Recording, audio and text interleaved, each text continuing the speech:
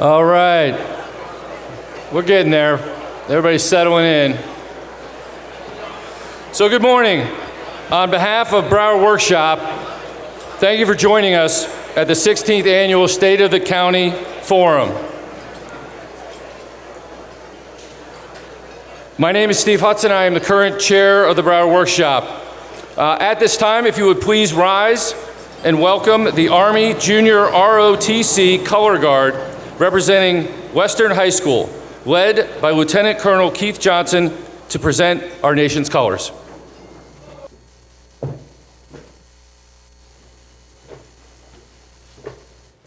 My time, march! Color guard, halt! Present colors! Okay. At this time, I'm pleased to have United States Congressman Jared Moskowitz up this morning to lead us in the Pledge of Allegiance. He asked me to give you an update in Congress, and since the answer is nothing, I'll just do the pledge. I pledge allegiance to the flag of the United States of America and to the republic for which it stands, one nation, under God, indivisible, with liberty and justice for all. Thank you.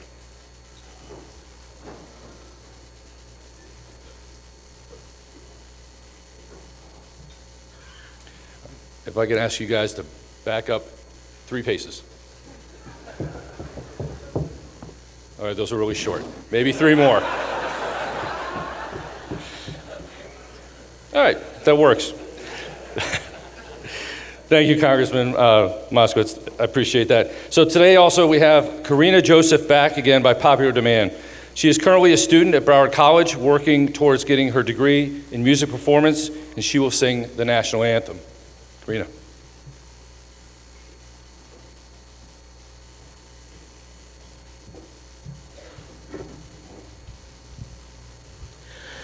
Oh, say, can you see by the dawn's early light what so proudly we hailed at the twilight's last gleaming, whose broad stripes and bright stars through the perilous fight o'er the ramparts we watched were so gallantly streaming, and the rockets' red glare, the bombs bursting in air,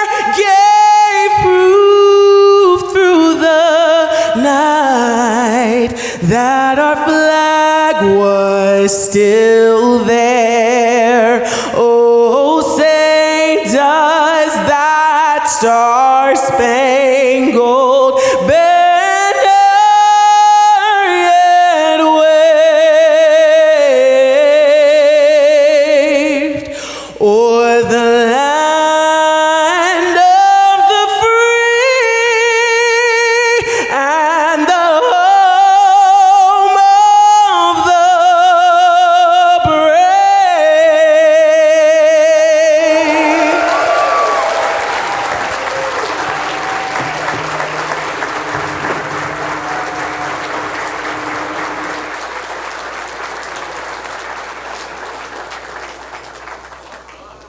Order, colors!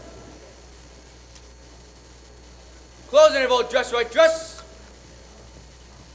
Ready, foot! Mark time, march! Forward, march!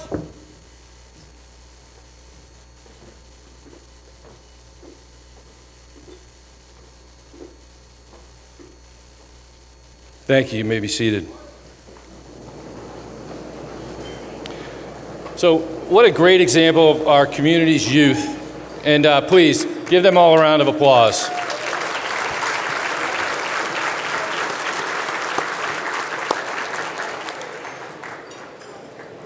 So, Broward Workshop was established in 1981, and we would like to share this brief video about our organization so that you better understand who we are, what we do, and why we do it. Roll it. Broward Workshop is an organization consisting of over 100 members, top CEO, decision makers, businesses that are located here in Broward County. They all have a vested interest to better our community. We meet every month and talk about all of these issues. We have great speakers that we bring in. And when you get all of that brain power in one place, amazing things will happen. One of the things that's so special about the Broward Workshop is they come to the table not talking about what's best for my company.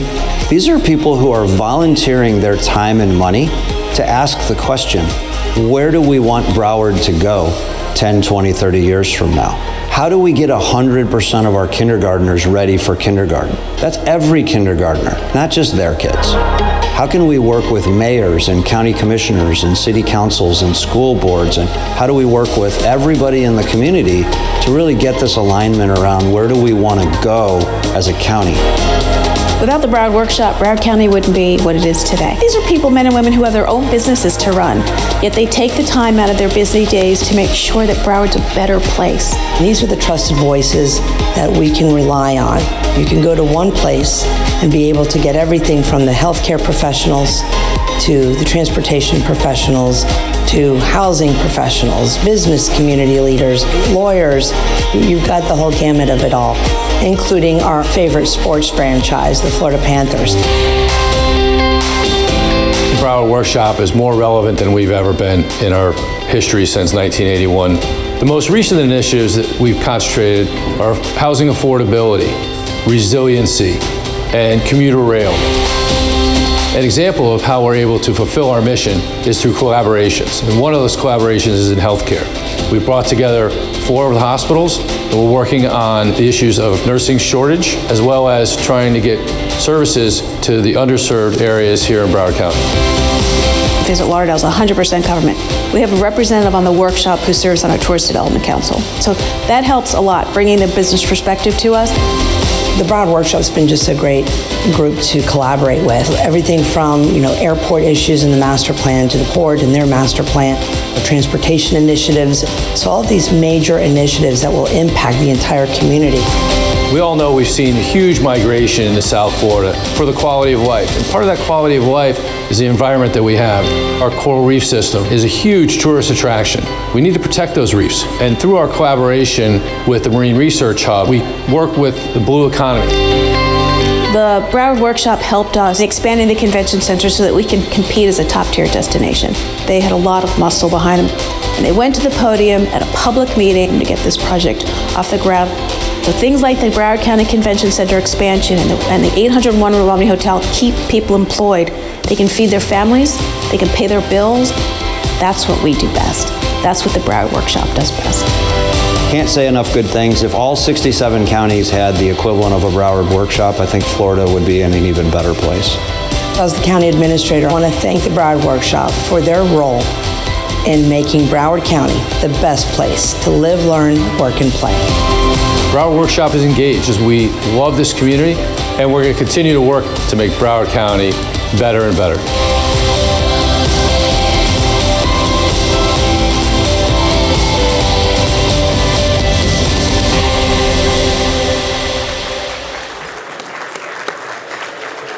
Awesome video. Yeah, so I got the final cut last night at 10 o'clock, so those guys are working hard.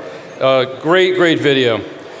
So we're delighted to have so many dignitaries and elected officials here with us today. I can't name every single one of them, but what I'm going to do is name them by category. If you would please rise and to be acknowledged so the audience can see you.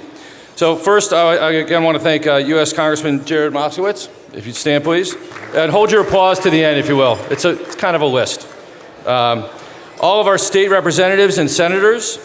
We have several Broward County commissioners. If you would also please rise. All the city mayors, city commissioners, city managers, the Broward School Board members, our superintendent and administrators, Sheriff Gregory Toney, BSO, and our local law enforcement officers, if you stand as well. All our constitutional officers that are present. We have several other agency directors and representatives from the Fort Lauderdale Airport, Port Everglades, Broward MPO, and FDOT, please stand to be recognized. Commissioners from both Memorial Healthcare, Broward Health, and other leaders from our healthcare sector. There's not a lot of people standing. You guys need to be recognized. This is important stuff. We're trying to recognize you. South Florida business, civic, and nonprofit leaders from the Greater Fort Lauderdale Alliance, Chamber of Commerce leaders from across the counties. Thank you to our special guests, the men and women who have served and protected this great nation on our behalf. Members of the U.S. Armed Forces and veterans, I invite all active members of our military and veterans in this room to stand up so we can properly thank you.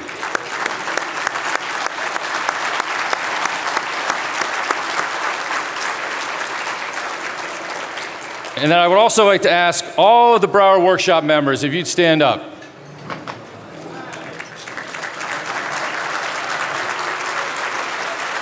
So these, all of these men and women do an amazing job each year and continue to dedicate their time and resources to make Broward County a great place to live, work, and play. Thank you. Okay. Now you can clap for everybody.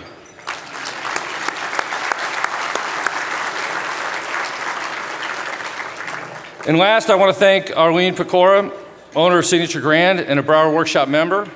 For 16 years, she has graciously hosted us at this venue. Incredible, outstanding service. I also want to say a big thank you to her staff as well. So if Arlene could join me on stage.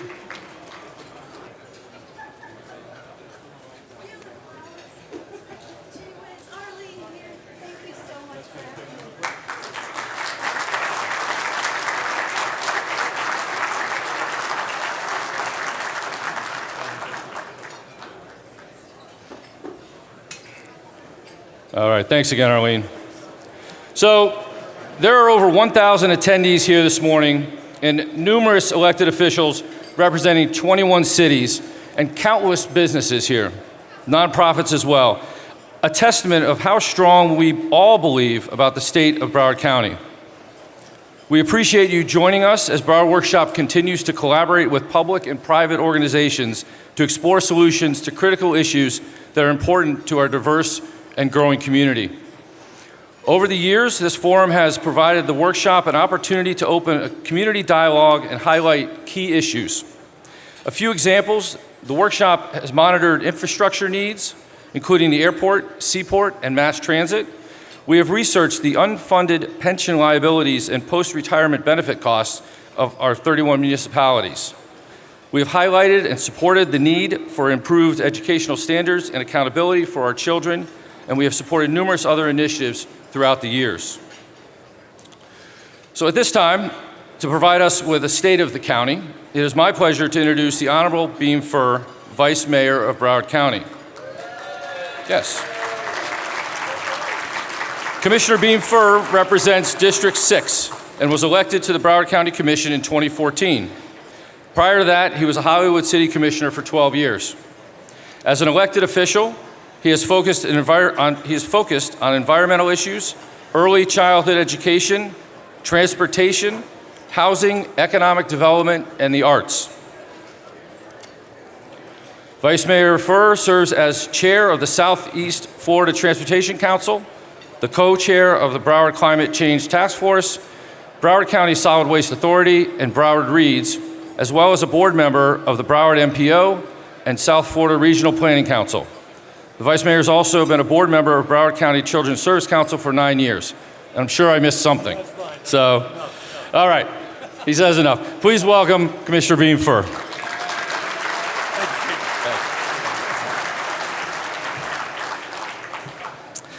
Good morning, Broward.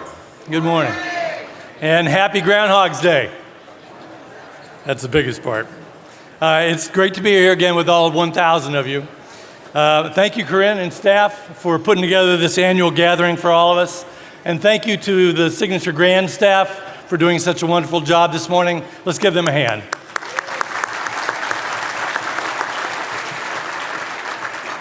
I think this is the first Groundhog's Day I've missed down at Hollywood Beach. Normally, there's a big gathering there. I think Mayor Levy was swimming there this morning with a groundhog. They always have a big groundhog there. And they all go swimming while the sun's coming up. And then when they come out, they look to see if he's going to see a shadow.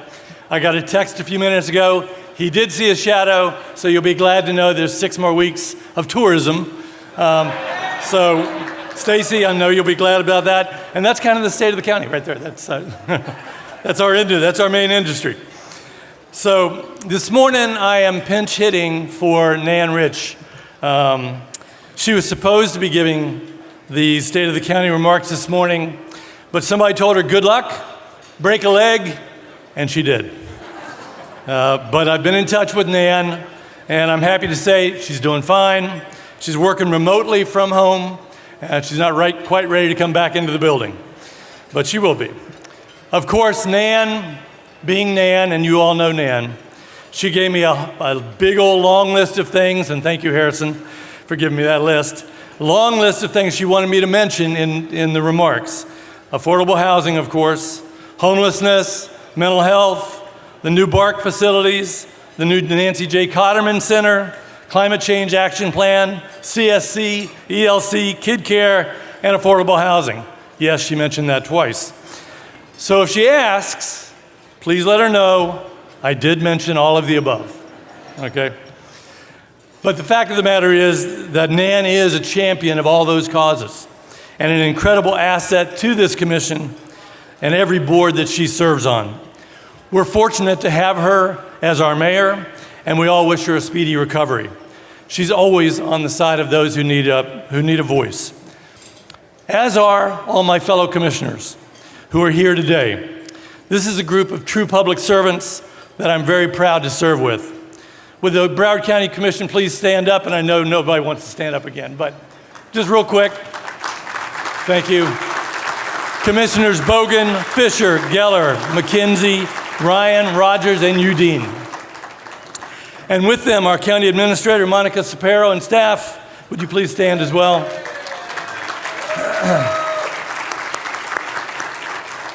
There is a lot of talent on that team. Unfortunately, we're going to be losing Commissioner Ryan after this year due to term limits. We're going to miss him and his wit and his wisdom, and watching in amazement how much he can eat at one meeting. But I will tell you, it's been a pleasure serving on a commission that works this well together, that respects each other, and most important, listens to each other. I regularly see my fellow commissioners change their minds on the dais after having listened to each other. And that's what you want from policymakers. That's what makes good government. So we're fortunate to have a thoughtful commission and such a professional staff from county administration right on down.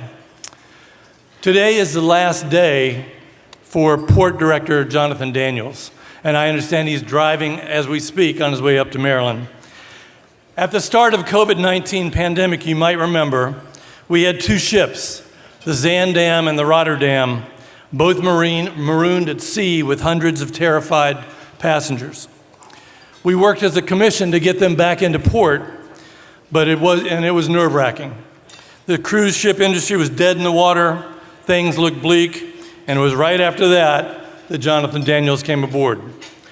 Jonathan navigated that crisis and others and made sure that our port came through it stronger than ever. We not only survived the pandemic, but Port Everglades is absolutely thriving. We're grateful for his service, and we're going to wish him the very best in Maryland.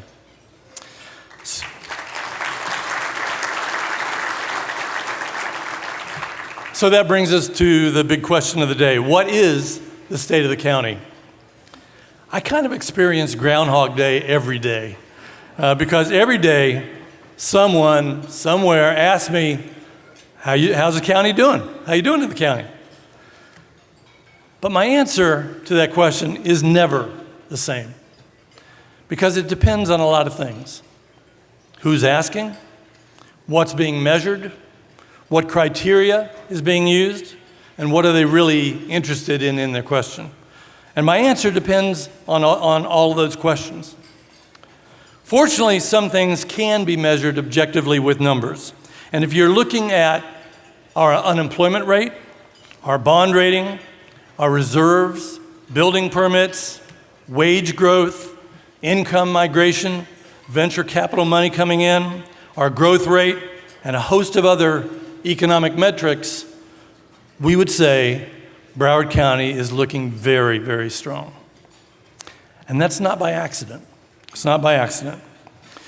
Because we've invested in ourselves. When we have been faced with challenges, whether recession, natural disaster, or pandemic, this county government opted to lean in. We decided to go forward and make the moves necessary to keep building and growing instead of retreating. Those choices have served us well. At the port, at the airport, we continue to rise in the rankings throughout the nation. We continued with the expansion of the convention center and look forward to that being completed next year. Hundreds of transportation projects have been completed throughout the county with our surtax. And our local economy this year has generated over 30,000 new jobs. That's incredible. So those metrics are clear, and they show that this county, including many of us here, did not flinch. We met the moment and continue to do so together. Broward population is larger than 14 states, 15 if you include the District of Columbia. This year, our population may reach 2 million people. You add all these ingredients together, and it is not surprising that our business climate is ranked number 2 in the nation, and for our size. And that is something we can celebrate, and that is something we should all be proud of.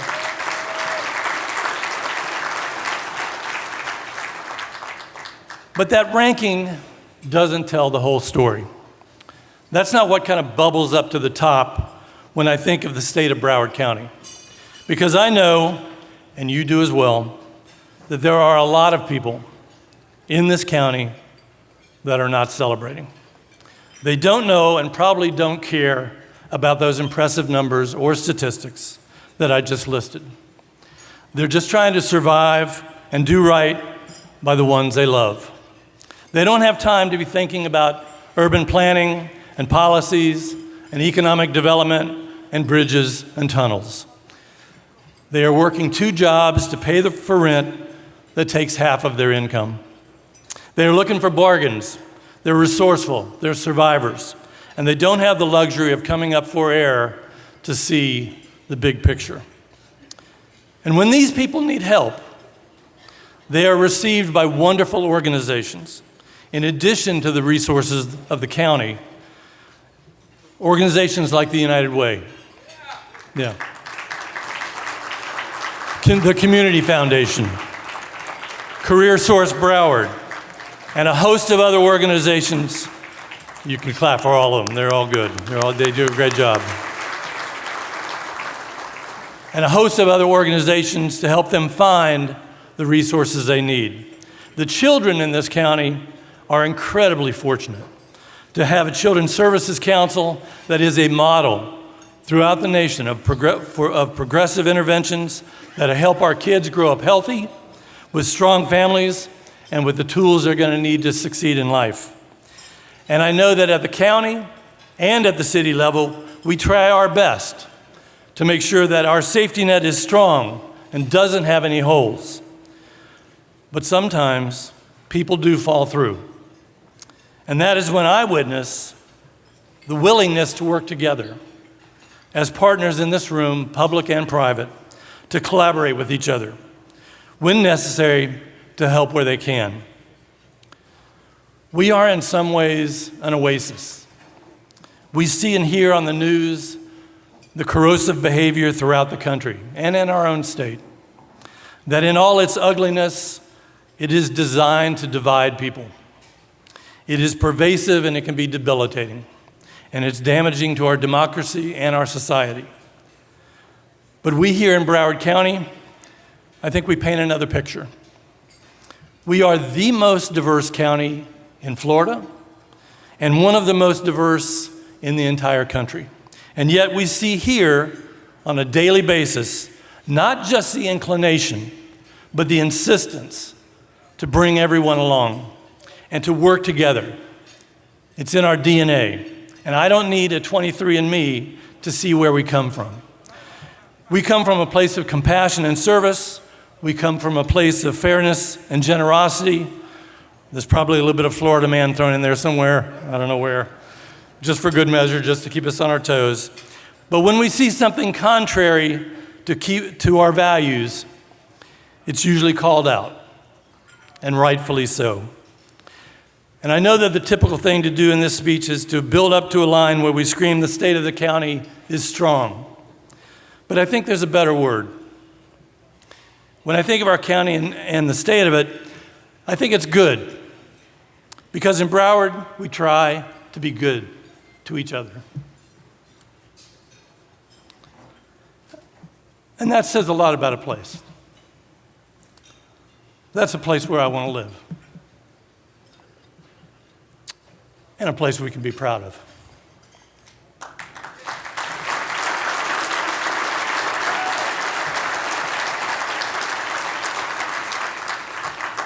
It's an exciting time to be in Broward. Our commuter rail and the Transportation Primo plan have been unveiled, and that will improve how we get around. And I do want to take a moment to thank the Broward Workshop for championing the surtax, because it's going to make a hell of a difference.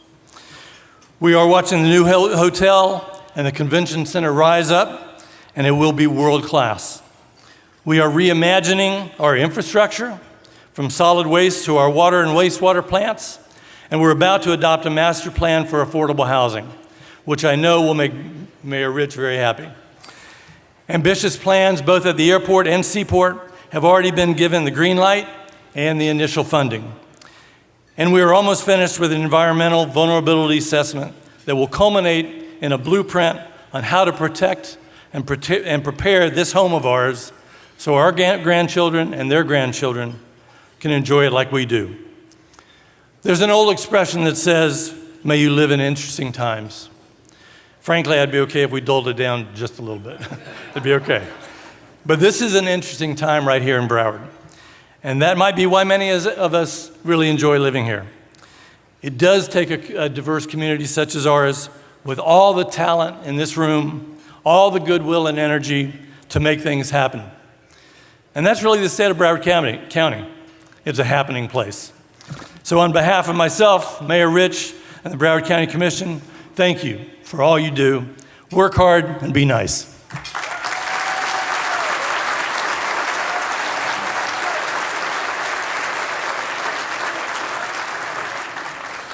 Be nice, I like that. That goes a long way. All right. Thank you, Vice Mayor, and we wish Mayor Nan Rich a speedy recovery and much success on all her initiatives that you listed out. So, next up, to provide the highly anticipated economic benchmarks presentation, I'm pleased to introduce Kyle Baltouche, Senior Vice President of the Florida Chamber Foundation. Kyle serves as the Senior Vice President of Economic Opportunity and Early Learning for the Florida Chamber Foundation. In his role, Kyle runs the Foundation's Prosperity Project, Business Alliance for Early Learning, and the Diversity, Equity, and Inclusion Project, all of which are critical components of the 2030 Blueprint and ensuring Florida is the 10th largest economy in the world by 2030. Kyle is a graduate of FSU, where he double majored in economics and international affairs. He earned his master's in applied economics from Florida State University as well, College of Social Sciences and Public Policy. Please welcome Kyle to the stage. Where'd he go? Oh, there he is.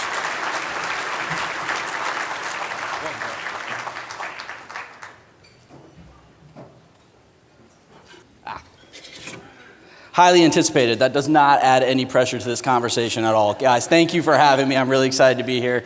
My name is Kyle, and what I'm going to do today is kind of take you through a little bit of the work that we're doing at the Florida Chamber Foundation, what we're seeing here in Broward County, what we saw over the past year, but more importantly, what we're anticipating in the year coming up. So little background, the Florida Chamber Foundation is the research and development arm of the Florida Chamber of Commerce. If you think of all the policy, all the work that comes out of the Florida Chamber, a lot of that was research and developed within the foundation. So over the past 50 plus years, we've done a ton of research around different projects like economic development and career pipelines that have led to things like Career Source Florida and the formerly Enterprise Florida, now over at Florida Commerce. But in 2016, our team sat down and thought of something a little different. And it was Mark Wilson sitting down with then Speaker Weatherford, and they started to have this conversation about where does Florida stand? Nationally, internationally, what is the reputation of Florida? And if you think about 2016, I think a lot of people would have talked about Florida in a few different senses. It's a swing state when it comes to voting. It's a place where people go to retire. There are beautiful beaches. There are great theme parks. But was anybody saying Florida is an international player in terms of economics? And the answer was probably no. At the time we were the 19th largest economy in the world. And so what they did is they sat down and they said, well, there's no singular thing that's needed in Florida to grow us overall, not like workforce development or things we've talked about in the past. It's much bigger. And at the time we developed what we call the 2030 Blueprint. And what we did was we laid out 39 different goals across 6 different pillars with this idea of how do we grow to the 10th largest economy in the world by 2030. Today we're at 15, as of 2 months ago, we were 14. We're gonna go back and forth with Mexico, honestly, as the peso changes in its value. But we're essentially the size of Mexico in terms of an economy. And again, those 6 pillars are everything from education and economic development to things like our infrastructure to quality of life. And those are the 39 goals there. Things like you heard Mark Wilson say in that opening video, how do we get 100% of our kindergartners ready for kindergarten, 100% of our third graders reading at grade level, to how do we improve communication amongst our state agencies and improve quality of life and childhood poverty figures. So we want to look at where we stand today, and we measure everything on our Florida scorecard. And oddly enough, the Florida scorecard was actually developed out of a speech that Mark Wilson gave here many, many years ago. And the Huizinga family was so inspired by what he had to say that said they want to invest in a tool to track all of these metrics at a state and a county level. And we do that today. We have about 200 different metrics at the state level, about 100 different metrics for every county. As you see over the past year, Florida's grown pretty well. Added about 240,000 jobs. That's 1 in every 12 job that was created. Our unemployment rate currently sits at 3%, a little higher than over a year ago. But that being said, that's a good thing. An unemployment rate at 2.5% is unsustainable. It's an extraordinarily tight labor market. Here in Broward County, you guys are a major economic engine, creating 1 in every 7 jobs, an unemployment rate at 2.8%. Again, still a little bit of a tight labor market where you have more people looking for work than more open jobs than you have people looking for work. But there are a few different reasons why those matches don't exist, and we'll get into them here in a moment. What I wanted to do today was not just give you this high-level overview of everything on the scorecard. That's available at thefloridascorecard.org. You guys can find that information on your own. What I want to talk about is some of the major issues that are going to be driving Broward's economy, what has happened over the past year and what's going to happen this year. So I picked 4 in specific. 1 is income migration. We're going to talk quite a bit about that, what that means, the positives, and not necessarily the negatives, but the things that need to be considered when we build out our infrastructure to prepare for that income migration. We're going to talk a little bit about housing and property insurance. Again, something that I'm sure you guys all hear about in every single meeting that you're in. Education and talent, and then some of our zip code-based opportunity work. So on the income migration stage, Broward is, again, a major player. About $1.7 billion in net income migrated to Broward County last year. That makes you number 6 in the state of Florida in terms of counties, but if Broward was a state on its own, that would be number 10 in the nation. So that's extraordinarily significant. About $192,000 net is moving into this community every single hour. Where is it moving from? Well, it's coming from New York. It's coming from Illinois. You guys are losing money to a few different areas, Maricopa County, Fulton County, but at the end of the day, your net is positive with nearly every single community across the state, and your net is positive with nearly every single community in the nation. But what does it mean when you have that high number of income migrating to a county and happening so rapidly? Well, it drives a few different pressures. One is affordable housing, which was brought up in the Vice Mayor's speech here. The median housing cost, or listing price right now in Broward County, is about $450,000. What does that mean? It means you need to make about $150,000 to even qualify for the loan and be under 30% of your housing burden cost. That means more than 80% of households within Broward County can't afford the median home. That's a challenge that we have to consider. On top of that, we see that things are getting a little better. Prices are starting to come down. Inventory is coming up, but it is nowhere near our pre-pandemic figures. On the rent side, rent is about $1,700, but what's a challenge is that from a one-year span in 2021 to 2022, where we saw that major hike, it was about a 31% increase in rent.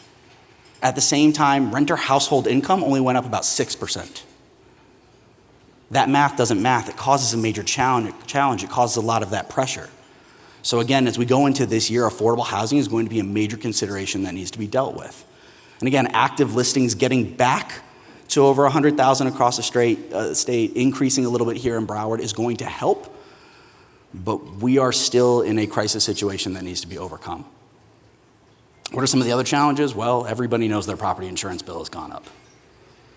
Here in Broward County, the average home premium is about $5,500. And we were talking with our team, and that's about 8% of the median household income here in Broward. And somebody said, 8%? Oh, that's not so bad. Could you imagine spending 8% on something that you hope to never use? That's not good. And again, when we consider that the median household income here is about $70,000, this is a challenge that needs to be solved. At a state level, Citizens is finally starting to see a little bit of a decrease in the number of homeowners insurance premiums that they are covering. That's a good thing, but our exposure rate is still relatively high. And as you can see, those prices have gone up and the exposure has gone up about 400% since 2020. Now, some good policy was passed last year. The Florida Chamber Foundation and Florida Chamber has been working on this for more than a decade. So we should see some relief here in the near future, but it's going to be slow, and that's going to be frustrating to a lot of people. So we need to keep that in mind. Another thing that we talk about a lot is inflation, and everybody talks about it across the nation. And we're hearing a lot of stories, especially at a national perspective, that inflation is down. And that is a true statement, but there's a couple things that we need to contextualize there. One, inflation being down doesn't mean that things are getting cheaper. It means that things are getting more expensive at a slower rate. Secondly, your inflation is not all that far down here in Broward County. Congratulations, South Florida. You guys lead the nation in terms of inflation. It's not necessarily a marker that you want. Sitting at 7.4% still. And I say that again, not to say this is this crisis scenario or everything is negative in Broward. In fact, I think you guys have a lot of really good things going on. I say that in terms of contextualizing the conversations that we're having, the ones that we're having within our community, the ones that are having with our employees. Because when they're going to the grocery store, or they're trying to go purchase homes, or they're still paying for their energy bill, they're still experiencing that inflation. And so again, when that national perspective comes down, that inflation is going down, people hear, oh my God, they're saying it's getting cheaper, but I'm not feeling that. And it's because it's not. And again, here in South Florida, in Broward, that inflation is still pretty high. What does that inflation look like? Again, a lot of that is coming from housing, but energy costs are still high. Food and beverage costs are at least getting back to that national average rate. Second piece I want to talk about was education. And I'm going to go through the entire pipeline of education here, but I'm going to pause on early learning for a moment. I'm going to pause because one is a big issue that we're working on at the Florida Chamber Foundation, but two, because there's some good stuff that could be happening at the Capitol this year. We recently released a report called Untapped Potential. And what it did was it kind of flipped its head on the narrative of early learning. For the longest time, we've talked about early learning and its importance for brain development and long-term educational development for our students. All of that is extraordinarily true. I'm not going to need to repeat to you things like 70% by age 3, 90% of brain development by age 5. What I am going to tell you is that lack of access to childcare is the #1 reason children with parents under the age of 5 are leaving their job in Florida. #1. We estimate that there are upwards of about 150,000 parents that would be able to return to the workforce if we got this figure right. And that is costing our state more than $5.4 billion a year.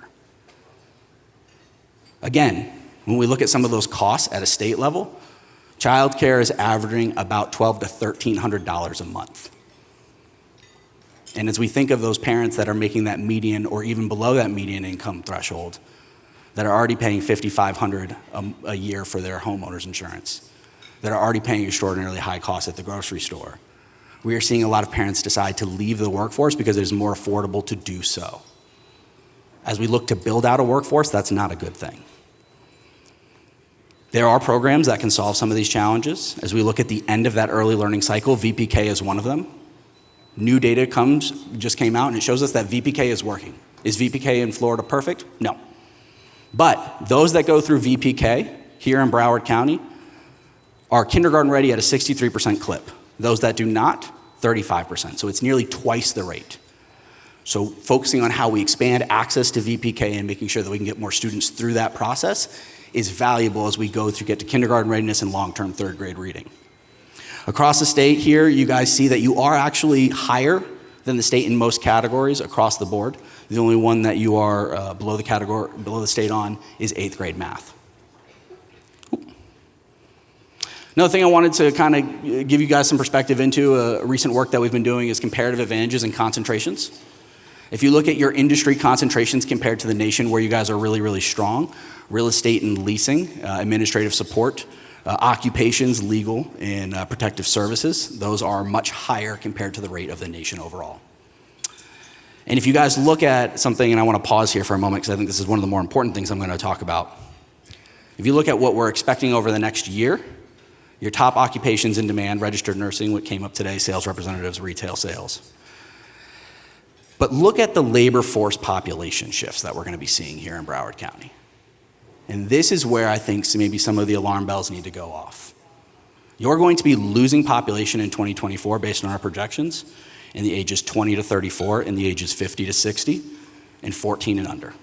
Now 14 and under is a result a lot of that 20 to 34 leaving. 14 and under affects your long-term workforce. But today's workforce is highly impacted by that 20 to 34, highly impacted by that 50 to 60. 20 to 34 is when people are beginning their careers. At the end of that life cycle is when they're starting to get into management. 50 to 60 are the largest producers of GDP and disposable income within any community. Why are these people leaving? Well, the 20 to 34-year-olds cannot afford to purchase homes. They can't afford childcare. Where are they leaving to? They're leaving to places like Texas, like Tennessee, Georgia, the Carolinas. And again, we talk about Florida in its comparative advantages against other states, which we have many. But they're not solely all the time unique to Florida. Something like no sales tax, Texas doesn't have any sales tax. So again, we need to consider how do we build that pipeline up and how do we ensure that these individuals have pathways towards careers that can be prosperous and support all the needs of them and their families. Luckily, we have started up our Future of Work initiative, and what we have done, again, is start to take this really data-intensive approach to how to create a workforce pipeline. Now, across the nation, if you were to talk to a bunch of economists, they're relatively boring. I know, I'm one of them. The BLS, Bureau of Labor and Statistics, outlines jobs, and they categorize everything because they have to for data purposes. There's about 950 categorized jobs across the country. What we did is we said, well, we're not looking at jobs, we want to look at careers. And what are careers? Well, those are full-time. They make more than the median household income. They offer benefits. They are things that would produce prosperity within a community. And then we looked at what does that career growth look like across the state now to 2030. And interestingly enough, again, I mentioned 950 jobs. About 30 of those will make up 25% of all job growth in Florida over the next 6 years. Job growth is highly concentrated. And it's highly concentrated in these career pathways. The second interesting point is that not all of them require a 4-year degree. In fact, across the 30 careers, only about 30% of them do. What if we understood at a community level what jobs are needed in the future, how much they would pay, who is training those individuals, how much it would cost to get those training, and who's going to hire you when you get out? We would fundamentally change what it looks like for individuals and children as they go down that career pathway. And I hearken back, and I'll take a moment to tell a story. I grew up in a single-parent household. My mom was a nurse, so I knew what nurses did. But I didn't really have a lot of exposure to what community looked like. So when I was fortunate to get a scholarship and go to college, I majored in business. And why did I do that? Well, my friends that had money, their parents were in business. So that sounded like a good catch-all. First day I move into my dorm, I meet one of my best friends to this day, Dylan. He's living across the hall from me. And we're talking, and as any freshman does, we exchange, what are you majoring in? And he says, I'm majoring in engineering. And I look at him with this puzzled look. Ooh, why are you here? What are you in college for? He's like, what are you talking about? I go, I didn't know you needed to go to college to become an engineer. And he looks even more puzzled. And I go, I didn't know train conductors went to college. He goes, what the hell are you talking about? He goes, I'm majoring in chemical engineering. I said, I want to work on like submarines and stuff. I never heard of what an engineer was in my life. I didn't know that was a pretty sick career pathway. I might have become one. And at least I grew up in a household with a mom who was a nurse. I had exposure to some things. Now think back to some of those households. They may not know that going down a general operation manager route could make you $42 an hour. An amount of money they may have never seen before in their life. And they may not know that they could do a lot of that at Broward College at a low cost or no cost at all. If we were to get that information into more individuals' hands, we could fundamentally change what our career pathways and our future of our workforce looks like, and we're working on that at the Florida Chamber Foundation. Another thing we're working on, and again, I'm an economist, so a lot of things break down in numbers for me, is really smart investing when it comes to what are our community needs. So a little more than a year ago, we launched an advanced version of what we call the Florida Gap Map. And it breaks down about 100 different metrics for every single zip code in the state of Florida. And yes, there are opportunity metrics that look at things that would impact childhood poverty, but if you really think about it, they're just opportunity metrics that break down what a community needs and does not need. When we talk about childhood poverty at a county level, there's a little more than 60,000 children in poverty in Broward. Just for context, family of 3, that's about $25,000 a year. So we're talking pretty significant challenges.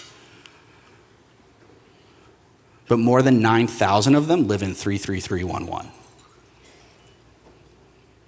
We have about 9,000 students not reading at grade level across our communities. But we know that half of those that aren't reading at grade level are in about a third of your schools.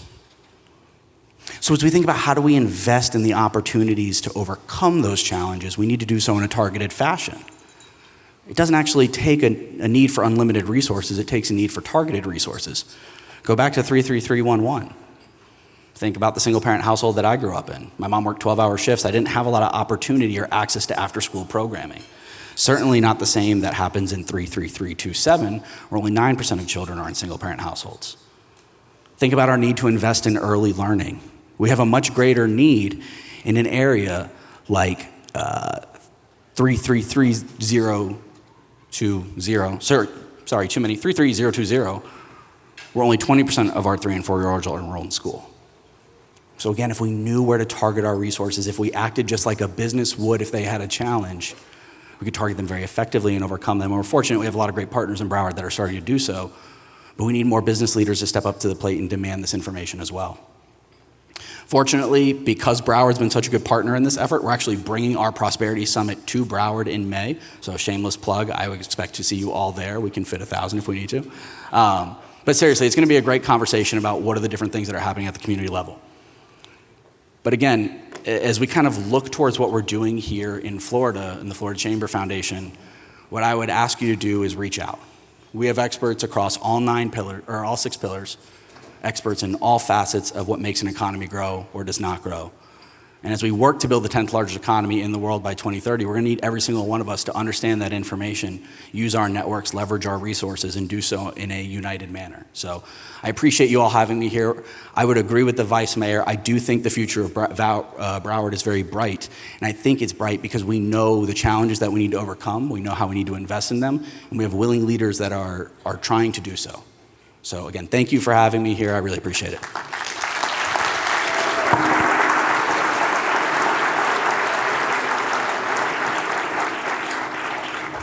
All right.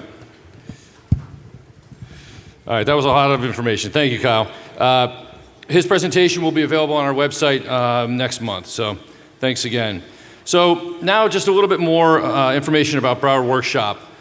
The workshop is a forum of 117 Broward business leaders and professionals committed to facilitating solutions to Broward County's most critical issues. Through our 11 committees and subcommittees, we identify, prioritize, communicate, and advocate for the most important business-related issues facing our county. We create coalitions between the private and public sectors, as well as community stakeholders, which enable us to enhance our effectiveness and commit resources to achieve meaningful results. We maintain an effective voice in local and state government while measuring, monitoring, and communicating our collective progress. The Broward Workshop recognizes that by by energizing the entire community and shining a light on these key issues, positive outcomes can and will happen. We welcome the opportunity to work with any individual or entity interested in addressing the challenges facing our county. And then just a little bit about some of our committees. Our Transportation Committee supports the Broward Primo Mobility Plan that you had heard earlier by facilitating and advocating for the studies and decisions required for every corridor to transform Broward County Transit as it adapts to develop, implement, and operate multiple modes of transportation. We support county policy and administrative changes that may be needed to expedite the Primo Plan. It is important to ensure that the surtax funds are used expeditiously and efficiently. Implementation of this plan, in conjunction with the effective land use policies, will help to address housing affordability issues which are impacting all of South Florida. Paramount within these efforts is our support for Broward Commuter Rail, which will require coalitions between federal, state, county, and local municipalities. Finalizing the New River Crossing discussions are critical for this project to advance. Next, our Community Resilience Committee is focused on the impacts of climate change, which are so far-reaching. The past year, the committee conducted a panel on the blue economy, continued our sponsorship of the South Florida Regional Climate Change Compact Summit, that's a mouthful, and supported various initiatives as our local, state, and federal planning studies continue towards completion this year. We will continue our advocacy to push for funding of near and long-term projects that affect resiliency here in Broward County. A lot of talk about affordable housing. Our committee here continues to collaborate with our county leaders, industry leaders, stakeholders to address housing affordability crisis in Broward County. We live in paradise, but the truth is that we also live in one of the least affordable areas in the nation, as you heard just now. Our high cost of housing threatens our long-term economic stability and is top business issue of great importance to our vital tourism and service industries.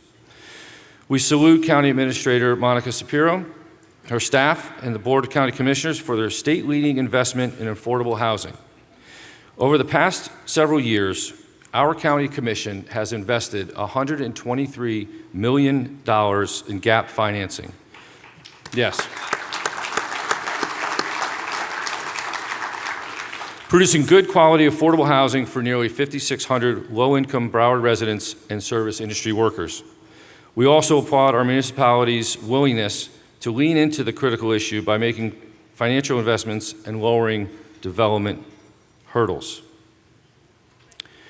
Next, the Business Advocacy Committee supports the Marine Research Hub, which was established in 2017 and is helping to build Florida's blue economy by engaging collaboration for all sectors: research, education, government, private, and economic development organizations to support the commercialization of research-based solutions, which will create jobs, build businesses, harden our infrastructure, and create positive impact for the health of our marine environment and our communities.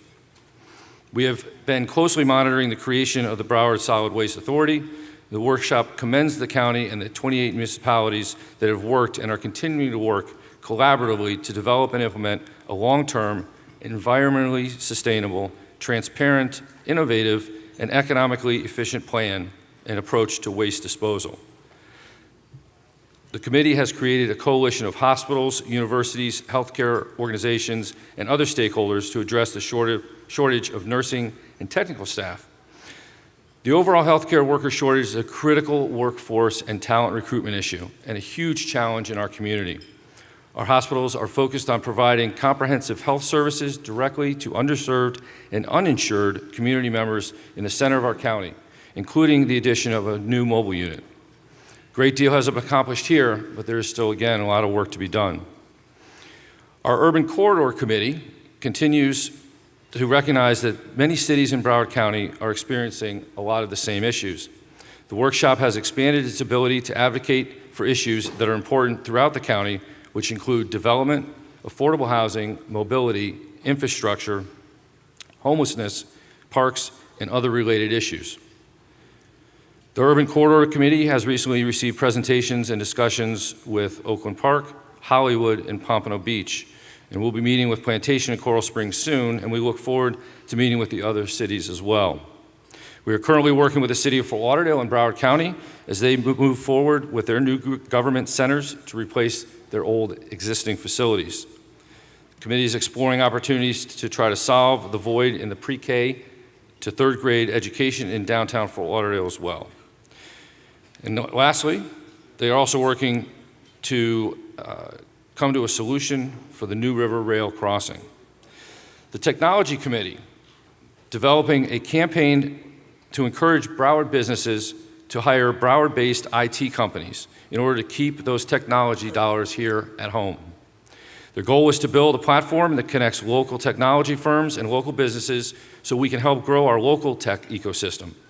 They are also working with local universities such as NSU and Broward College to develop a program to help mid-sized and small businesses engage with local universities to recruit and onboard our students. This is a multi-phase program that not only builds bridges, but business and academia. It teaches those businesses how to successfully grow in this early career talent, all of which will lead to keeping more of our technology talent here in Broward County. The Education Committee is proud of its collaboration efforts between the business community and the school district. A highly educated community evolves into a highly educated workforce. We have been meeting with school board members and administrators to learn how business can help them reach their goals, with a laser focus on improving third grade reading scores, as you heard earlier. The school district has brought back some tried and true reading methods, has increased parental involvement, both attributing to an uptick in reading scores. We will continue to monitor the voucher program, charter schools, private schools, and homeschooling to understand how these options are impacting public education here in Broward County and their impact on our students' education. So, besides running their businesses on a day-to-day basis, 7 days a week for most, our members take the time out of their busy schedules to get deeply involved in all of these critical issues in Broward County, and I applaud you all.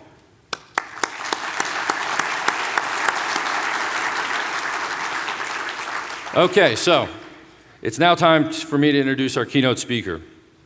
With a remarkable career that includes steering 11 Madison Park to its status as the #1 restaurant in the world, #1 in the world, founding the Welcome Conference, the world's preeminent hospitality conference, earning a spot on the Wall Street Journal's Innovators list, and authoring the best-selling book titled Unreasonable Hospitality, Will is a true luminary in the world of hospitality and innovation. Ladies and gentlemen, it's an honor and a privilege to introduce my very good friend and really one hell of a guy, Will Guidara. Will.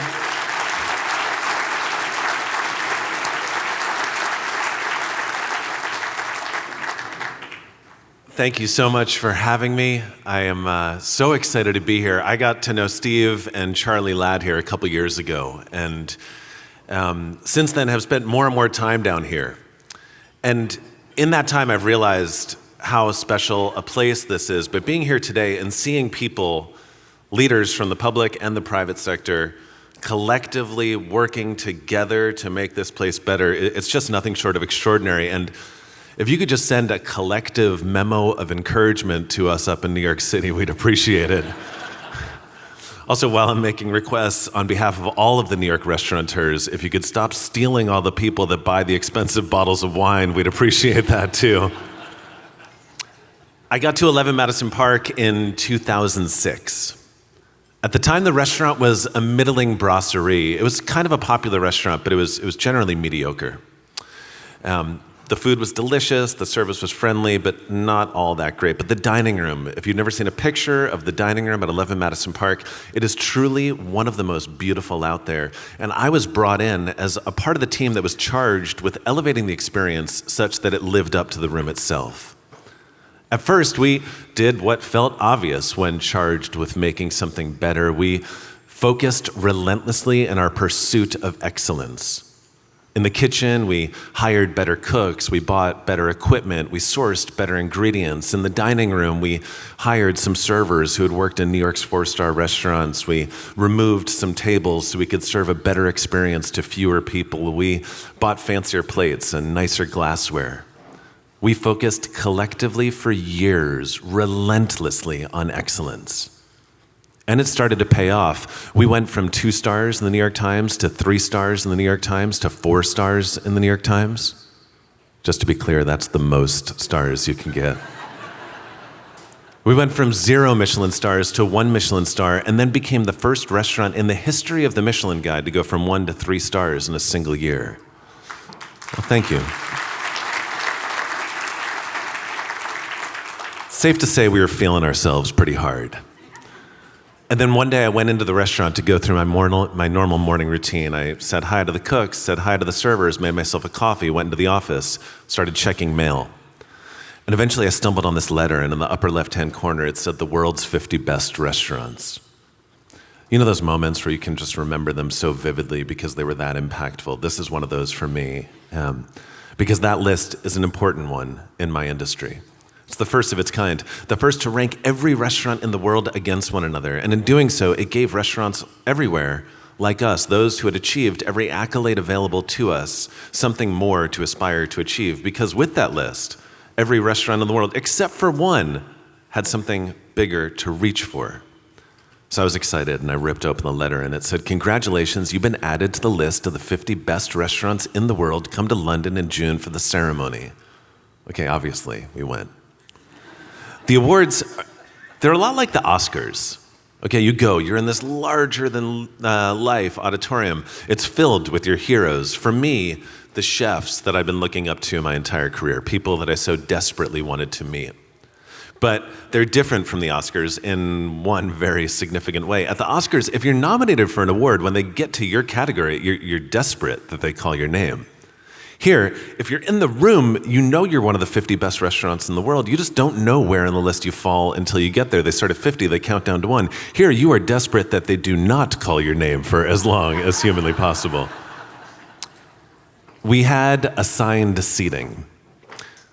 Something about me, I like to gamify everything in life. I do. I think it's actually one of my superpowers as a leader.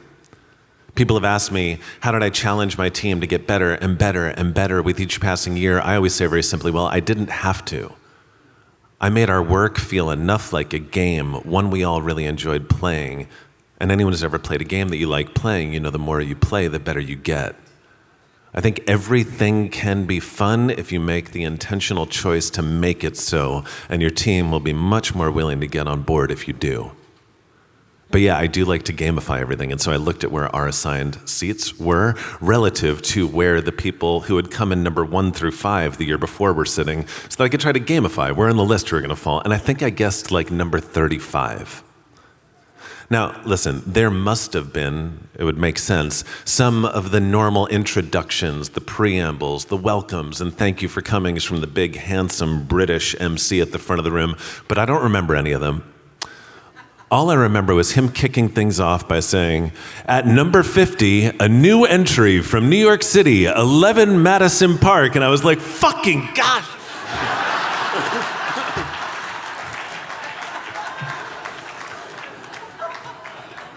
I apologize for the curse word. That will be my last one. See, it turns out the assigned seating has absolutely nothing to do with where you fall on the list. And in fact, the thing I never could have known because we were the first restaurant called and it was our first year there was the reason they give you assigned seating is so that when they call your name, the cameraman knows where to point the camera so they can project the image of your reaction on the giant screens. It's when everyone else, regardless of how they felt, would pretend to be happy and they'd smile and they'd wave, and yet there I was looking like I'd literally just gotten kicked in the groin. They finished the countdown, they got down to 1, we all filtered out of the main room to the adjacent one for cocktails. I was in the corner nursing my wounds over a gin and tonic. When one of the chefs, someone who I was so excited to meet, his name is Massimo Bottura. Maybe some of you have heard of him. One of the great chefs in the world. He has a restaurant in Italy called Osteria Francescana that would later become number 1. He just walked directly through the crowd to me and shook my hand, and in his very thick Italian accent said, "Hey, you looked really happy up there." Simply mortifying. I'd like to think I did what any mature professional would do in a moment of profound disappointment. I left the party early, went back to the hotel, got a bottle of whiskey, and started going through the stages of grief. We hung out on anger for a little while. And I like to talk about that because I do fear that in this season where we are appropriately so focused on mental wellness and positive cultures and always finding the silver linings, that at times we've lost perspective or sight of how fueling an emotion anger can be. I quote my dad often. You'll hear me quote him more times today, but one of my favorites of his is that adversity is a terrible thing to waste. We can't control what life throws at us, but we can control how we use it, what we learn from it, how we allow it to drive our competitiveness. I'm not saying that we should sit around and be angry all the time, but I do believe when faced with moments of disappointment, we need to let ourselves fully feel the weight of that disappointment. Let it give us some sort of gift, and then and only then move on. And so we did. And we ultimately moved on, going through the balances of the stages and ultimately ending on acceptance. Because here's the reality. Okay, it's patently absurd to say that one restaurant is the best restaurant in the world. There's too many restaurants. It's too subjective. What earning the top spot on that list actually means is that you are the restaurant having the greatest impact on the world of restaurants at any given time. I'm not sure about you, but every time I've set out to try to accomplish an audacious, seemingly unachievable goal, I start by studying those who have accomplished it before me, learning what I can from them, taking those lessons, making them my own, and having a go at it myself. And so I thought about the restaurants that had topped that list. They were all run by chefs who were unreasonable in pursuit of the food they were serving, their product, and relentless in pursuit of how they needed to evolve it, how it needed to change. My dad gave me this paperweight when I was a kid. I still have it on my desk today. On it, it says, "What would you attempt to do if you knew you could not fail?" He's challenged me at varying intervals over the course of my work and, well, honestly, my life as well, to answer that question honestly. And whatever the answer is, just to try to do that. And he's always told me that far too many people, well, they're just scared to say their biggest goal out loud for fear that if they do and don't achieve it, they'll let themselves and those around them down. But if you don't have the confidence and conviction to dream your biggest dream out loud, it's pretty unlikely you'll ever achieve it. That night on a cocktail napkin, I wrote, "We will be number one in the world."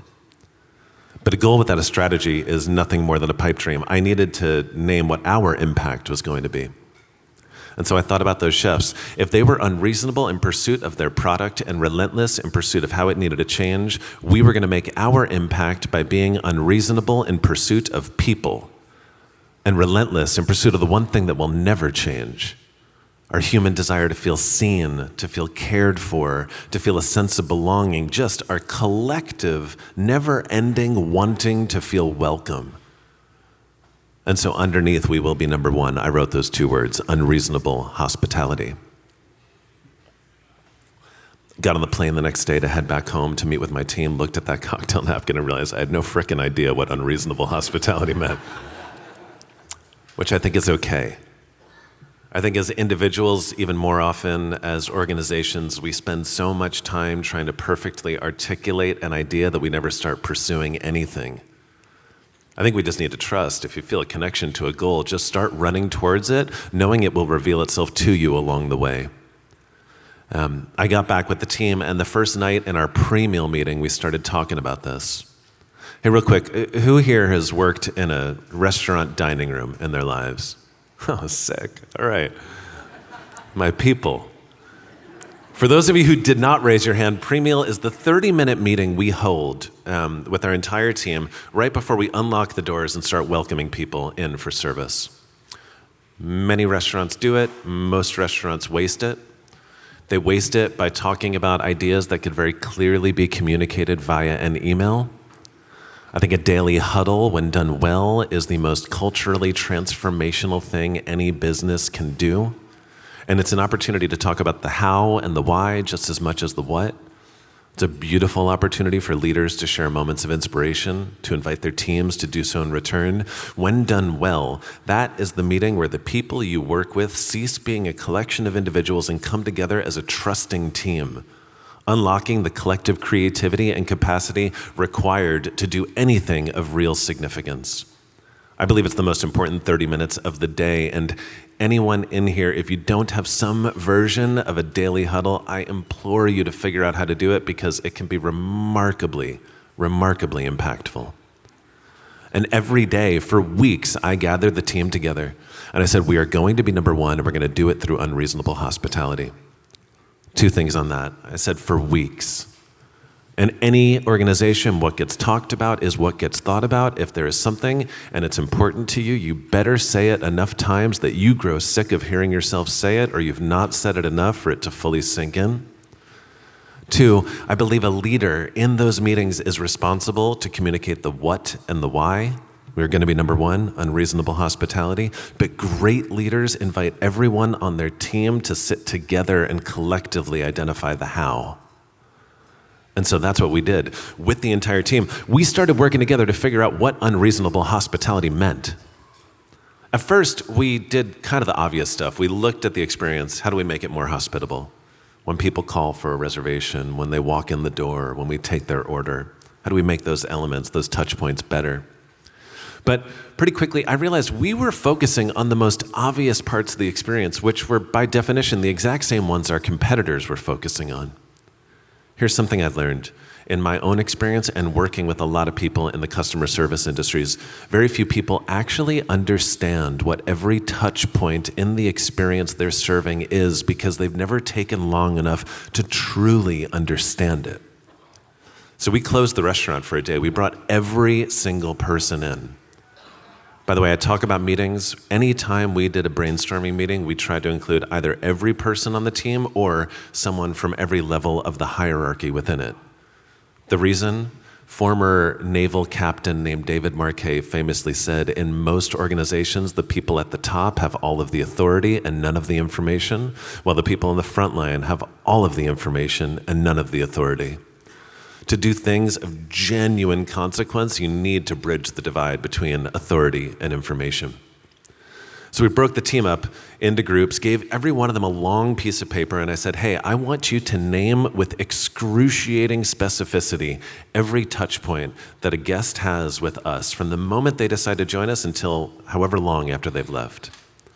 They got started right away. What I mean when I say that, someone walks in, their table's ready, we bring them right in. Someone walks in, their table's not ready, we send them to the bar for a drink. Someone goes to the bathroom, someone's up from the table when their entree gets served.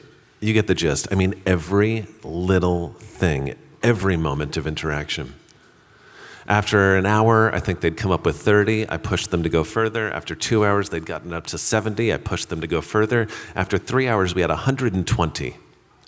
Now we knew what all the touch points were. Now we could start making them more awesome. By the way, I use the word awesome a lot. I think we get older, we feel like we need to be more professional, we stop using that word. If you are in a business that is in charge of serving people, that is your entire job, to make as many things more awesome as you possibly can. I'll give you an example. At the very end of the list, it said, we drop the check. Okay, that's a touch point. Every single restaurant you've ever been to, they drop a check at the end of your meal. And yet, no one has ever done anything that creative with it. It's always the same. I shouldn't say always. Have you ever been to a diner and they've given you one of the red and white pinwheel mints? Okay, that's innovative. And it's actually remarkably impactful. Cornell University did a study where they compared 1,000 restaurants that give a mint to 1,000 restaurants that don't. Those that did, on average, had 18% higher tips. Proof that generosity begets generosity at a wildly asymmetrical rate.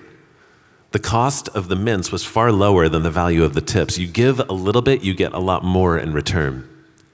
But yet, outside of that, there's not really been much creative done with the check, perhaps because we have this flawed belief system that if something feels transactional, it cannot also be hospitable. Or perhaps because it's just a hard moment to get right. Everyone in this room, whether you realize it or not, you get very impatient the moment you ask for the check. If it takes us too long to get it to you, we've lost you. At the same time, I can't drop it on your table before you've asked for it. Otherwise, what do you think I'm trying to do? In a fine dining restaurant, that bill is big. And so when we drop the check, it also gets a little bit harder to still have enjoyed the meal that you just consumed. But now that we identified it, now we could make it more awesome. And so I'll tell you what we did. If you were dining with us, you hadn't asked for the check yet, but I was sure you were done, I'd go over to your table with a glass for each one of you, an entire bottle of cognac. I'd pour a splash into each glass, then put the entire bottle down and say, hey, this is with our compliments. I'm going to leave the bottle here. Help yourselves to as much as you'd like. And then I put the check down. Okay, what did we accomplish? A, no one ever had to ask for the check again. B, no one could ever feel like we were trying to rush them out. We'd just given them an entire bottle of free booze. It didn't cost us that much. Very rarely did people drink more than the splash we poured into their glasses. And on the occasion that someone did take us to town and drink the entire bottle, well, heck, they had a really good time. At the moment that we gave them that big bill, we matched that moment with a gesture of profound generosity, which kept the value proposition intact. And then perhaps my favorite, listen, any hospitality experience feels in some way like you've just been invited to your friend's house for dinner. My favorite moment when I have people over to mine is that moment at the end of the meal where there's just a few people left and someone grabs that last half-empty bottle of wine and pours the remains into the remaining glasses. At the end of an experience where we had served people's every single need, we gave them the gift of serving one another. All because we identified that as a touch point and worked to make it better. We're not the only people to have done this. Raise your hand if you've ever eaten at Five Guys. Okay, what do you think of when you think of Five Guys? Peanuts. The Economist said peanuts. By the way, almost everyone always says peanuts. And why? Because Five Guys is the only fast food restaurant in the world that had the wherewithal to recognize the time spent waiting for your burger to be cooked is a touch point in the experience. And they're the only ones that have ever done anything with that part of the experience. Say what you will about why they do it, it honestly doesn't matter because they've done something where no one else has ever done anything. It's given them an unfair competitive advantage. See, the smallest enhancements to the least likely touch points in a guest experience can have the greatest impact because you are making the choice to focus on something that no one else ever has. We did a lot of this over the course of the experience. Big things like the check and lots of little things, but the little things mattered too because raindrops make oceans. The cumulative impact of a lot of little changes on their own can become transformational. But still, I wasn't sure we'd figured out what it meant to be truly unreasonable. Until one day, about a year and a half later, I was in the dining room helping out the servers because we were just way too busy, and I found myself clearing appetizers from a table of 4 foodies. They were people on vacation to New York City from Europe just to eat at great restaurants. This was their last meal. They were going straight to the airport from our restaurant to head back home, and while I was clearing their table, I overheard them talking. And they were going on and on about the great meals they'd had. They'd been to Le Bernardin and Danielle and Per Se and Momofuku and now 11 Madison Park. They had the trip of their lives, but then one woman jumped in and said, yeah, but you know what we never had? We never got a hot dog from one of the street carts. You know that moment in a cartoon where the light bulb goes off over the character's head? As calmly as I could, I went back to the kitchen, dropped off the plates, and literally ran outside, bought a hot dog, ran back inside. Then came the very challenging part, which was convincing my fancy chef to serve it in our fancy restaurant. But ultimately, he agreed, and we cut the hot dog up into 4 perfect pieces, and we added a little swish of ketchup and a swish of mustard and a perfect little teaspoon scoop of sauerkraut and relish to each plate. We made it look very fancy. And before their final savory course, which was a honey lavender glazed Muscovy duck that had been dry aged for 2 weeks using a technique that took us years to perfect, I brought out what we in New York City call a dirty water dog to their table. And I explained it. I said, hey, I just want to make sure you don't go home with any culinary regrets. Here is that New York City hot dog. And guys, I just don't even have the words to fully articulate the extent to which they freaked the F out. Mind you, I'd been serving food my entire career, millions of dollars worth, Wagyu beef, lobster, foie gras, all the fancy stuff. I'd never seen anyone react to anything I served them like they did to that hot dog. You know, athletes always go to the tapes when they've had a bad game to see what mistakes they made, to try to make sure they don't repeat those mistakes. What they don't do often enough, what honestly none of us do often enough, is go to the tapes when we've had a good game, to see what we did well, to make sure that we keep on doing that thing. That's how you put intention to intuition. It's how you take these seemingly accidental things that happen in your business and grab onto them and hold onto them and put systems behind them to make sure that they become a part of your DNA. So I looked at the tapes and the hot dog.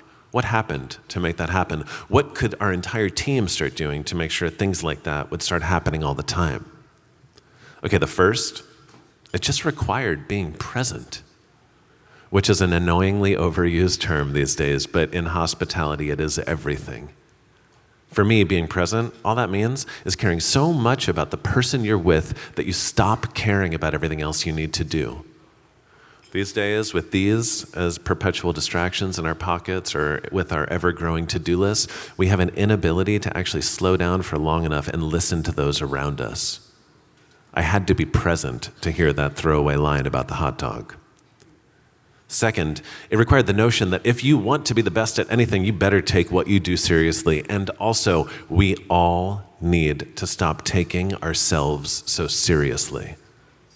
Way too often, we let these self-imposed standards get in the way of us giving the people around us the things that will bring them the most joy. Brands are very important. They are your bumper stickers to the world. But the moment your brand tells you that you are not allowed to do the thing that will make one of your key stakeholders happy, the relationship is out of whack. A hot dog in a 4-star restaurant is sacrilegious until you look at how it made them feel. And third, I like to redefine the word hospitality every year or so. I think the better you are at articulating an idea, the better you become at compelling those around you to embrace it. One of my favorite definitions of hospitality is that it's about making people feel seen. And if that's the case, the best way to do it is not to treat them like a commodity, but as a unique individual. I really do believe I could have given that table like a bucket of caviar and a bottle of vintage Krug. It would not have had the same impact as the $2 hot dog because it would not have been specific to them. So the third thing, in unreasonable hospitality, one size fits one. The greatest gestures are bespoke to the people you're serving them to. If the hot dog was our new true north, in these three things we know had a roadmap, and I got my team together every night in pre-meal and encouraged them to go out and make it their own, to be present, to not take themselves too seriously, and to find the one size fits one. They got fired up, we got started right away, but I quickly realized just a few weeks in that I'd made a mistake. See, we were only doing like one of these things a night. The reality is that I came up with a great idea, gave the team permission to get on board, but did not give them the resources to make it possible. And we didn't have like people just hanging out during service to go run errands for us. So we added a position to the team, someone whose entire job was to help everyone else bring their ideas to life. We called the position the Dreamweaver, named after the iconic song by Gary Wright. And with the addition of that position, we were on fire. Every night doing countless of these things. We did little things that cost a little bit of money. One time there was a business traveler in from LA, and he was also going to the airport to head back home right after his dinner. We overheard him saying that he had forgotten to buy his daughter the one thing she asked for, one of those stuffed teddy bears with the I Heart NY logo on it. Now he didn't have time. She was going to be so disappointed. Easy. Dreamweavers got him one. On his way out the door, we gave it to him. This is a grown-ass businessman starts crying on his way out of the restaurant. We did bigger things that cost more money. One time there was a family of 4 with us from Spain, parents and their children. We had these big windows that started snowing. We realized it was the kids' first time seeing real snow. Dreamweavers somehow found a store still open at 8 o'clock on a Friday night, and when they left, we had an Uber SUV with sleds in the back and a big thermos of hot chocolate to take them for the best nightcap of all time, sledding with their kids for the first time in Central Park. Or we did transformationally big things that didn't even cost a penny. One time a couple came in to dine with us. They'd just gotten married at City Hall. They had a big wedding planned, but some irreparable drama broke out between the two families, and they just canceled it. This was now their wedding night. The server, mind you, a server is an hourly employee, but on her own, still, she took the entire meal to figure out what their wedding song was going to be. We slowed down their meal such that they were the last in the room, and by that time, most of my team was done with work up in our private dining room having a staff party. But it was actually their wedding reception. We brought them in. As soon as they set foot in the room, on cue, we played their wedding song, Lovely Day by Bill Withers. We'd given them the gift of their first dance. We were making so many people so very happy, but the coolest thing was I had never seen a team of people happier. There's a quote by Maya Angelou: people will forget what you say, they'll forget what you do, but they'll never forget how you made them feel. We were making a lot of people feel a lot of things. We were addicted. We wanted more. But there's a problem with the gestures I just went through with you. They're not really scalable, right? You need to react to something you hear, come up with an idea very quickly, turn it around, imbue some creativity. And so one day we said, hold on, I wonder if we can actually systemize this. And this is what we came up with. We brought the entire team back in just like the first exercise, but this time, instead of asking them to write down all the things that happened for everyone, we did a different exercise that I now call pattern recognition of recurring moments. We asked them to think about the things that just happen once in a while to some people. Because if we could identify these things in advance and then with some creativity and intention decide how we were going to react to them, even produce the assets required, we could start making magic constantly. On that list, well, clearly people went to the airport right after their meal from time to time, right? So easy enough. We made these beautiful boxes with a graphic designer that said 11 Madison Park airplane food, filled them with delicious snacks so that the next time someone said it, we just went into the back, grabbed a box, gave it to them. It was not less special because we had a bunch more in the back. It was still specific to them. We even cleared out an entire closet. We called it the hospitality toolkit closet. We started filling it with stuff. Perhaps my favorite, a lot of people got engaged at our restaurant. Just quick show of hands. Who here has gotten engaged at a restaurant? Okay, you, sir, over there. Did they pour you free champagne? Okay. Champagne was on the table before she said yes. That's risky. You're like trying to find wood to knock on. Anyone who raised their hand, I hope they poured you free champagne. If they didn't, you got engaged at the wrong restaurant, because that's pretty reasonable hospitality. But once we had identified it, now we put a group together and we said, how do we make this more awesome? This is what we came up with. Across the park was Tiffany & Co.'s corporate offices. I went over there, found the CMO. Over the course of a few meetings, convinced her to give me 1,000 of those iconic Tiffany blue boxes, each with 2 champagne flutes in them. Put them in the toolkit closet. Next time someone came in and got engaged, we poured them free champagne like we always would have, but what they wouldn't notice was that their champagne glasses looked just a little bit different from everyone else's. When they finished the champagne, took them back into the back, washed them, dried them back into the box, and on their way out of the restaurant, we'd give them the glasses that they toasted their engagement to, thanking them for celebrating with us and congratulating them on their lives ahead. I've talked to so many people who got engaged there. Keep in mind, we had some of the best food in the world at this point that don't remember a single thing they ate, but they'll never forget how we made them feel when we gave them those glasses. We did thousands of these things, from the touch points to the Dreamweaver to the hospitality toolkit. And in 2017, we went to Melbourne, Australia for the 50 Best Awards. A new fancy auditorium. I had a new fancier tuxedo. And they started the countdown. 50, thank God, was not us. 40 was still not us. 30 was still not us. At 20, I totally blacked out. Came back to at 5, not us. 4, not us. 3, not us. Okay, you know how this works, right? And there's 2 restaurants left. If they call number 2 and it's not you, you know you've won. And I can say this only because he's one of my very, very close friends now, but there is some poetic justice here. Guess who the other restaurant was? The frickin' Italian guy.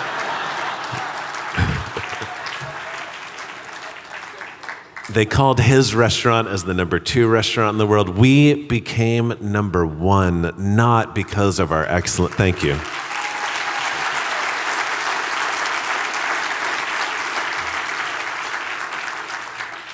But it was not because of our excellence.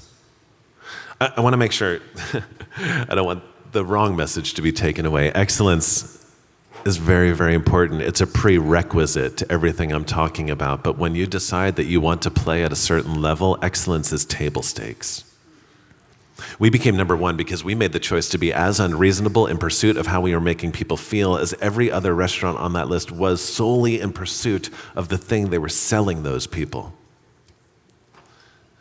I wrote this book, and I'm going around speaking to different groups because I believe unreasonable hospitality is a win-win-win. It is great for the people you're serving, obviously. You're making people happy. You're going above and beyond in a time when it just doesn't feel like that happens as often. But it's also great for the bottom line. Because listen, I spent money on this stuff, but every dollar I ever spent on traditional or unreasonable hospitality was far more impactful than any dollar I ever spent on traditional marketing. Because you give people stories like this to tell, what do you think they're going to do? They're going to go out and start telling them over and over and over again. And one day you wake up and have legions of ambassadors out there singing your praises. But most importantly, especially during times when the unemployment rate is quite low, it was great for our team. Because for the first time, they had autonomy. They were empowered. They were no longer just serving plates of food that someone else created. They were imbuing the experience with their own creativity, and I have yet to meet a single individual who won't give more of themselves to help them something succeed than when they have a hand in determining what that thing is. Not to mention the fact that they were happy because we were making other people happy. And, well, there are few things more energizing than when you get to see the look on someone else's face when they receive a gift you're responsible for giving them. So let's address the elephant in the room. Why did they bring a restaurant guy to talk to you all? Well, I think we all do different things, but actually we all do the same thing. We're all in the business in some way, shape, or form of serving other people. The US used to be a manufacturing economy. Now it's a service economy, and dramatically so. Over 3/4 of our GDP is driven by the service industries. That means that statistically speaking, 75% of you, that's what you do.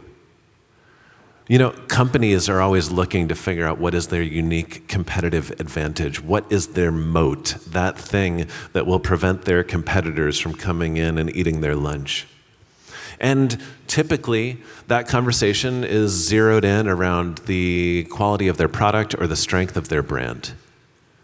But here's the thing. I don't care how good your product is. I don't care how strong your brand is. Eventually, could be quickly, could take a little bit, someone will come around who is smarter, who's more innovative, who's younger with fresher ideas, who has more money, and they will build a better product or they will create a stronger brand. The best moat that exists comes when you invest consistently and generously into your relationship capital accounts. Because relationships take a long time to build, and if you build them in the right way, they take a long time to erode. So I'm just here to provide a little bit of encouragement that the next time you find yourself pursuing a relationship, and by the way, I'm using those words with great intention because that's another one of my favorite definitions of hospitality. It is being creative and intentional in pursuit of relationships. To try being just a bit more unreasonable, to give people that sense of belonging, to give them the kind of memories that will last a lifetime. I promise you, based on my own experience and that of working with other companies since, that it will make your businesses more profitable, but I can also promise you this. It will make you and all of the people you work with just feel really, really good. It is such a privilege to be here. Thank you for having me.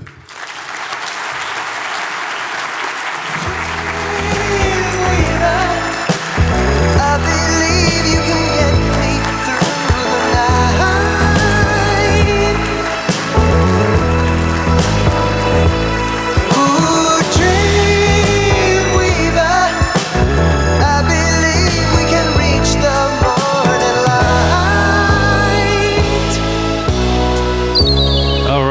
All right, so everybody can take that back to your respective industries. Will, that was awesome. And again, I think you all can figure out a way to use this in your own companies. So just couple little housekeeping. Thank you to our program committee for putting together today's event. Thank you to Monica Sapiro, Stacy Ritter, and Mark Wilson, who shared their experiences with Broward Workshop in our new video. Thank you to our excellent speakers, Vice Mayor Beam Fur, Kyle Baltouche, and Will Gadara. And a very special thank you to our amazing staff at the Broward Workshop, Corinne Boutros, our executive director, and her team, Gaynell Smith and Martha Bevel. Yes. They were here at 5 a.m. to get all of this stuff together. So thank you for your hard work that makes this possible. So there's a lot of information here today. We'll have it on our website. You can see this county faces a lot of challenges, and we're all in this together to work collaboratively to make these solutions. So thank you for attending.